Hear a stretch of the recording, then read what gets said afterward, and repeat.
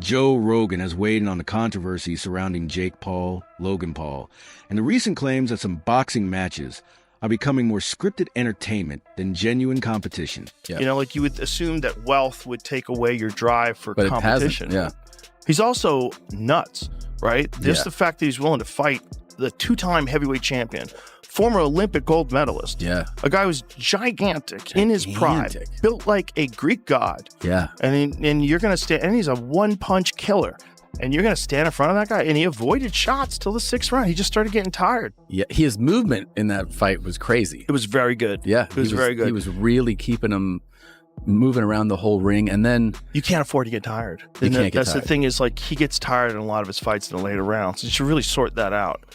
Because if he had a much bigger gas tank, like if he was training with like some of these elite world-class strength and conditioning coaches and just worked on his cardio, he'd be beating way more guys. You think so? Yeah, 100%. But it's like what he's doing is learning how to box, and he's boxing and he's training hard for sure.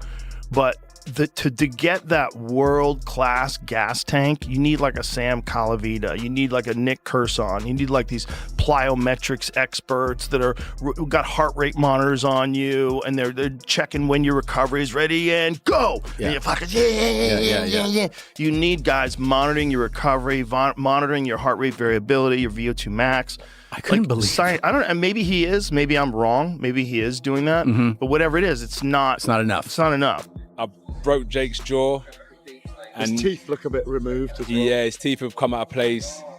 But credit to him, he done well. But I told him what was going to happen. But it just took 6 rounds to do that. People will criticise you for going 6 rounds with Jake Paul. How do you feel about that? I deserve it. Why? Come on. Because, you know, most people wouldn't have the balls ever to step in a boxing ring to bring in their life. He stepped in a boxing ring with one of the baddest men on the planet, who's 40 pounds heavier than him and 6 inches taller. That's insane. He's one of the most skilled fighters on the planet. My brother, as a fucking YouTuber, went 6 rounds with him in a fight with a broken jaw and rolled ankle. I'm so proud of him. That was just unbelievable. I saw you talking crap to AJ at one point. I'm trying to get his head. I think I pissed him off. I was just saying fuck that shit. I love AJ. Yeah. But bro, I saw you going them. I was talking so much. But I just pissed him off. Then he broke my brother's jaw. Fuck this guy. Broke his jaw, huh? Yeah, he split his jaw. You know? He don't care though. Jake's having a fucking blast. Yeah. We'll see him back again for sure? Yeah, for sure. Thank you, Logan. Appreciate you, brother. The MMA and boxing communities were immediately divided after the chaos of Jake Paul versus Anthony Joshua. Social media erupted with speculation as fans dissected slow motion clips, hand placement, timing, and reactions. Many suggested the fight was somehow scripted, noting that Joshua allegedly deviated from it when he landed a punch that broke Jake Paul's jaw and ended the fight. Rather than focusing on Joshua's power or Paul's toughness, the conversation quickly turned toward controversy and suspicion. you see with Jake, what I learned about Jake is, so when you look at the physicality stuff, and as you said, he's looking at my chest, I think Jake is someone where I got to beat him mentally because he's a mental person. This is my observation. A lot of what Jake's preparation is based around is not only the physical aspects of training, but the way he thinks, meditation, breath work, and if I can break his soul and I can break his mentality, then I've broken Jake. So this is why it's going to be an interesting fight, because I just don't look at it from a physical standpoint. I know the person that's in front of me, and I know that I got to break it. That's what I said, I got to take his soul. It's not just physical, I got to take your soul in the ring. Only person that can do that is God. I knew he was going to say that. Is he f***ing with your brain? No, I don't know. That's what I was gonna ask. Is how do you plan on doing that? Like, when is it gonna start? Because I mean, obviously in the fights it's different. Yeah. You know, but I mean, when are you gonna start taking it? I've just seen in fights when I can see someone's, let's call it energy, frequency leaving their body, and that's what my goal is to do the same to you. You have that instinct. You can see it. When you're fighting, you can just see a small glimmer of someone that's just about to start fading. And then you just keep exploiting it, keep exploiting it until some people will give up. Some people get knocked out. We'll figure out. But as I said, for me, it's not just going in there and being dominating physically.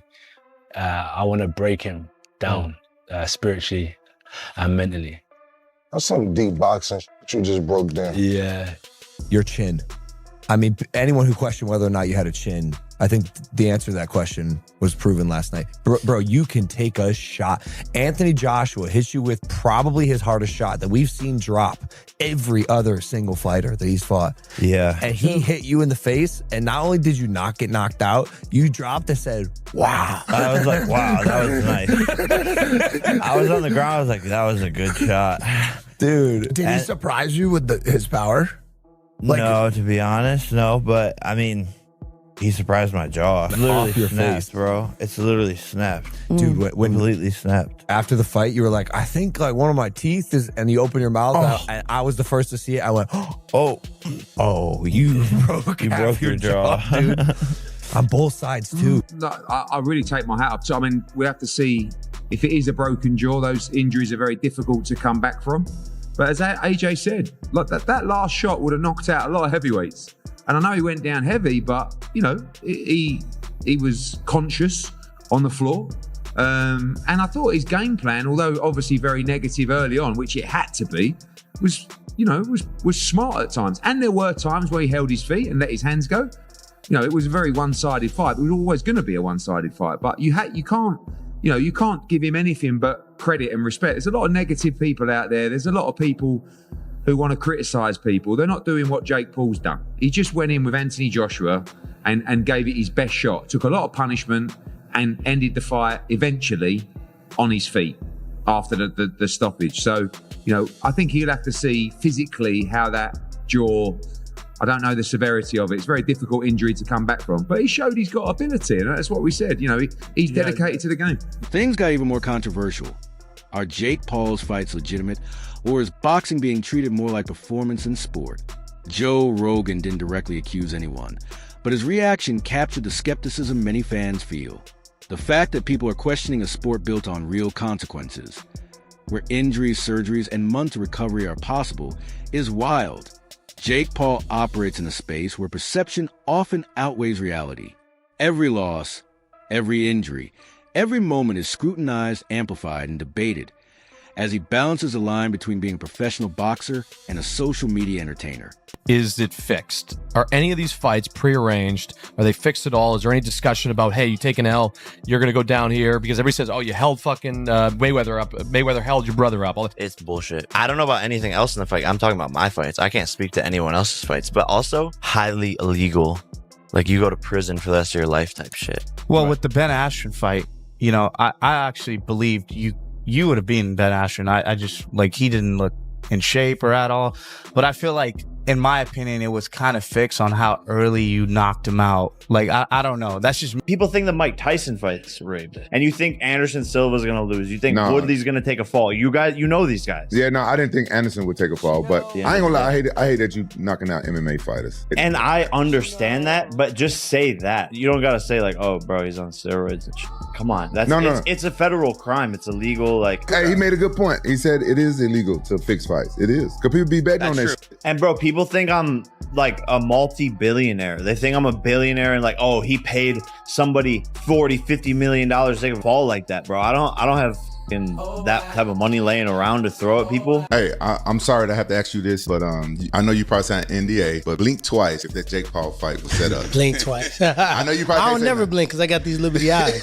I don't need much air, you know what I mean, to keep them open. A lot of people wonder that, but think about this. If I say, Rampage, I'm gonna pay you $2 million, right? That this dude beat you, what you gonna do? You gonna feel disrespected, number one. Yeah. Right, that ain't enough money. Yeah. But I got paid in the Jake fights. For me to do that, I gotta be willing to walk away for good, and they gotta set me up for a while, at least not for life, but something like 20-something million where I can invest it and fall off in the shade, because that's what you would have to do. Would I do something like that? You would have to know me to know I'm too solid of a guy to even have somebody walk to me and ask me. Yeah. What happened to me is what was going to happen to him had he dropped those hands. Before we fought, I said, hey, you can knock me out and I can knock you out, and I'm going to try to fuck you up tonight. After Anthony Joshua landed that decisive punch, some fans weren't satisfied with a straightforward result. They wanted a conspiracy. Jake Paul has addressed these claims before, calling them disrespectful, not just him, but to the fighters who step in the ring with him. His point is clear. You don't fake broken bones, jaw surgery, or the risk to your long-term health for internet narratives. When fans start questioning whether the danger is real, the credibility of the sport takes a hit. Joe Rogan has warned about this exact scenario. Once people stop believing in the stakes of boxing, the whole system begins to unravel. What does this mean for Jake Paul going forward? After jaw surgery, his comeback fight is even more crucial. He needs an opponent who is clearly real, dangerous, and undeniable, someone who immediately silences the doubters. Any fight that feels off or suspicious will only fuel the skepticism further.